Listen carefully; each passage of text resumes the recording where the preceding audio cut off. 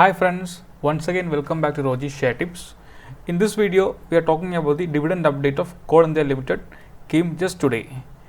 Recently, Coal India Limited has announced the record date for interim dividend as 7 December 2021. I have mentioned in the previous video, but in today's board meeting, they have issued an interim dividend of 9 rupees per share and the payout date will be 21st December 2021. Still, the ex-date will be 7 December and payout date is 21st December 2021. Considering the recent stock market crash, it is impossible to predict which way the share price will go. Hence, it is impossible to give a target right now. If you are buying, buy near a support level. However, my long-term target for Coal India share is still 220. Thank you for watching.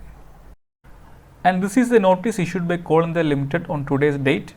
And here you can see Board of Directors in the meeting held on Monday, 29 November 2021 has approved payment of interim dividend of 9 rupees per share.